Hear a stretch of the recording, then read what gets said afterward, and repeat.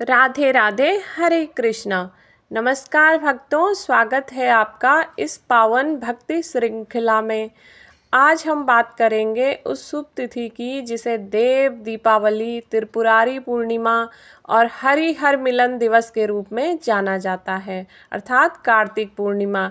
कार्तिक मास की यह पूर्णिमा न सिर्फ स्नान दान और दीपदान के लिए प्रसिद्ध है, बल्कि इस दिन भगवान विष्णु, भगवान शिव और सभी देवताओं का विशेष संगम होता है।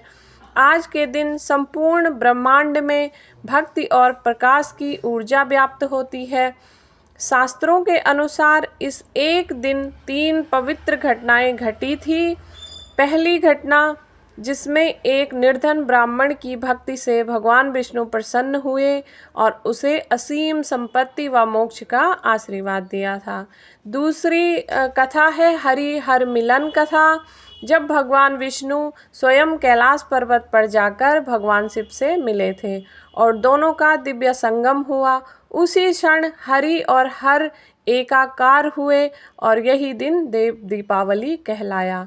और तीसरी त्रिपुरासुर वध कथा, जिस दिन भगवान शिव ने अपने दिव्य बाण से त्रिपुरासुर नामक 3 राक्षसों का संहार किया। इसलिए इस तिथि को त्रिपुरारी पूर्णिमा भी कहा जाता है। इन तीनों कथाओं का संदेश एक ही है कि जब हम सच्चे मन से भक्ति करते हैं तो भगवान स्वयं हमारी रक्षा के लिए आते हैं। यह दिन केवल एक पर्व नहीं, बल्कि प्रकाश, एकता और दिव्यता का प्रतीक है। आज हम सुनेंगे पहले कार्तिक पूर्णिमा व्रत कथा, फिर हरिहर मिलन की दिव्य कथा और अंत में त्रिपुरासुर वध की अद्भुत लीला। तो भक्तों, दीप जलाइए, मन को शांत कीजिए और आइए डूब जाते हैं भक्ति के उस अनंत ज्योति में, जहाँ हरि भी हैं, हर भी हैं और साथ है उनका असीम आशीर्वाद। और भक्तों, कार्तिक पूर्णिमा का यह दिन सिर्फ हिंदू धर्म के लिए नहीं, बल्कि पूरे मानव समाज के लिए अत्यंत पवित्र माना जाता है। इसी दिन सिख धर्म के प्रथम गुरु श्री गुरु नानक देव जी का अवतरण हुआ था। इस दिन को गुरु नानक जयंती या प्रकाश पर्व के रूप में मनाया जाता है। गुरु नानक देव जी का जन्म सन 1469 ईस्वी को राय भोयदी तलवंडी नामक स्थान पर हुआ था, जो आज ननकाना साहिब यानी पाकिस्तान के अंदर आता है के नाम से प्रसिद्ध है। उनके पिता का नाम मेहता कालू चंद और माता का नाम तृप्ता था। गुरु नानक जी बचपन से ही अद्भुत प्रतिभा के धनी थे। उन्हें ईश्वर भक्ति, सत्य और मानवता से गहरा प्रेम था। उन्होंने कहा था, न कोई हिंदू, न कोई मुसलमान, सब इंसान हैं। गुरु नानक देव जी ने अपने जीवन में समता, सेवा, सच्चाई और नाम सिमरन का संदेश दिया। उन्होंने संसार को सिखाया, ईश्वर एक है और हर व्यक्ति में ही परमात्मा वास करता है। उन्होंने जाति भेद, दिखावे और अंधविश्वास का विरोध किया था और लोगों को कर्म, कीर्तन और करुणा के मार्ग पर चलने की प्रेरणा दी थी। गुरु नानक देव जी ने चारों दिशाओं में यात्रा की, जिन्हें उदासियां कहा जाता है। उन्होंने अपने उपदेशों से लोगों को प्रेम, शांति और सच्चे धर्म का मार्ग दिखाया। उनका जीवन हमें सिखाता है कि सच्ची भक्ति केवल पूजा से नहीं, बल्कि सेवा, प्रेम और सच्चे कर्म से होती है।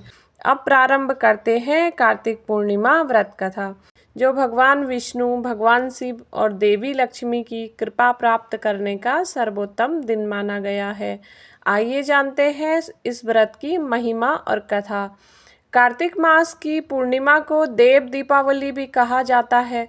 इस दिन भगवान विष्णु ने मत्स्य अवतार धारण किया था और वेदों की रक्षा की थी। इस दिन गंगा स्नान, दीपदान और व्रत का विशेष महत्व है। ऐसा कहा गया है कि जो व्यक्ति कार्तिक पूर्णिमा के दिन प्रातःकाल स्नान करके भगवान हरि का पूजन करता है, वह जन्म जन्मों के पापों से मुक्त हो जाता है और उसे मोक्ष की प्राप्ति होती है। इस दिन दीपदान करने से अनंत पुण्य मिलता है और दरिद्रता का नाश होता है। पुराणों के अनुसार एक बार भगवान शिव ने कार्तिक मास की पूर्णिमा के दिन देवताओं को दर्शन दिए। सभी देवताओं ने गंगा तट पर दीप जलाकर भगवान की आराधना की। उसी क्षण से यह दिन देव दीपावली कहलाया था। एक बार बनारस नगरी में एक निर्धन ब्राह्मण रहता था।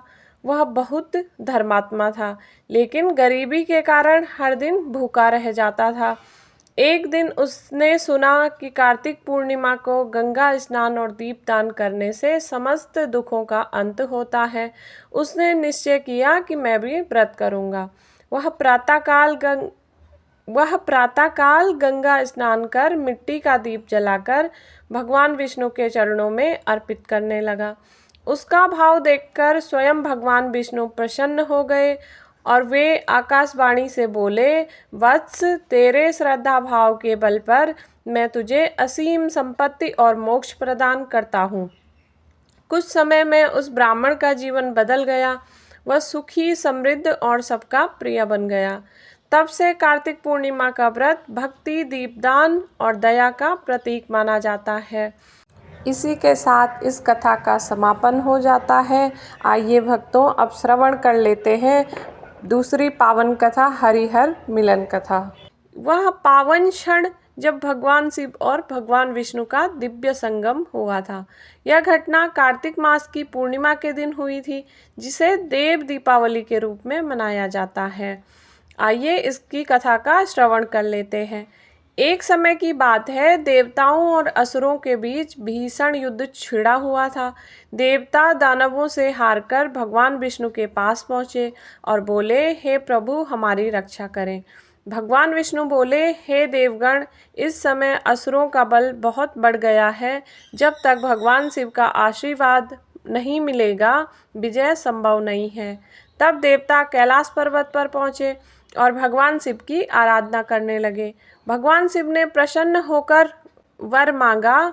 तब भगवान शिव ने प्रसन्न होकर कहा, हे देवगण, तुम्हारे साथ स्वयं हरि भी हो तो यह सृष्टि संतुलित रहेगी। इसी दिन भगवान विष्णु स्वयं कैलाश पर्वत पधारे और शिव जी ने उन्हें स्नेहपूर्वक गले लगाया। यही था हरि और हर का मिलन का दिव्य मिलन।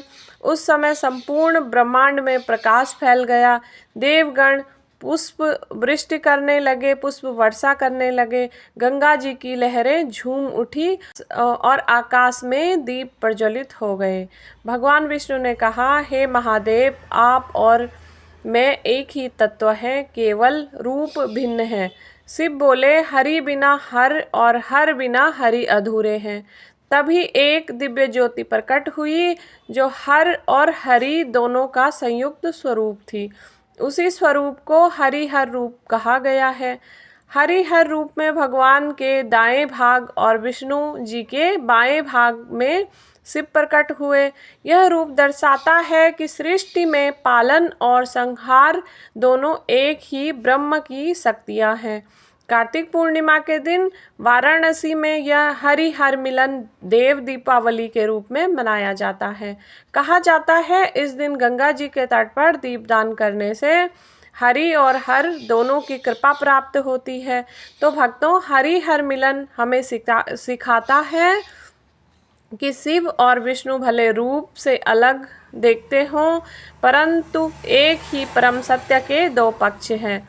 इसी के साथ इस कथा का समापन होता है। आइए भक्तों, अब श्रवण कर लेते हैं संक्षेप रूप में तीसरी कथा का भी। एक समय की बात है, तारकासुर नामक असुर का वध भगवान शिव के पुत्र कार्तिकेय ने किया था। तारकासुर के 3 पुत्र थे, तारकाक्ष, कमलाक्ष और विद्युन्माली। इन तीनों ने ब्रह्मा जी की घोर तपस्या की और वर मांगा कि वह 3 नगरों त्रिपुर में निवास करेंगे, जिनमें से एक स्वर्ग में, एक आकाश में, एक पृथ्वी पर होगा, और ये नगर केवल एक ही बाण से ही नष्ट किए जा सकते हैं। ब्रह्मा जी ने वर दे दिया। इन तीनों असुरों ने वरदान पाकर अत्याचार करना शुरू कर दिया था। देवता परेशान होकर भगवान शिव की शरण में पहुँचे।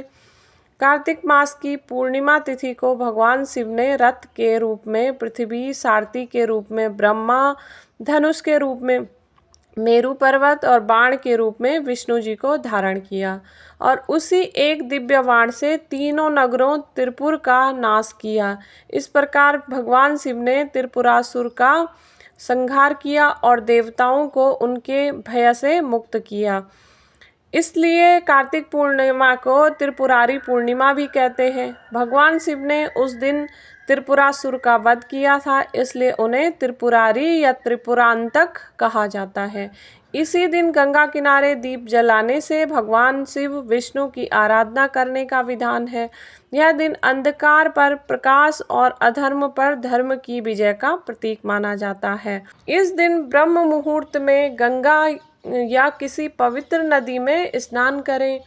भगवान विष्णु और लक्ष्मी जी का पूजन करें। तुलसी पर दीप जलाएं और घर के बाहर दीपक जलाना न भूलें। संभव हो तो गरीबों को भोजन और दान दें। ऐसा करने से समस्त मनोकामना पूर्ण होती है और जीवन में सुख समृद्धि आती है। भक्तों, कार्तिक पूर्णिमा का यह व्रत हमें सिखाता है कि सच्ची श्रद्धा और भक्ति से असंभव भी संभव हो जाता है।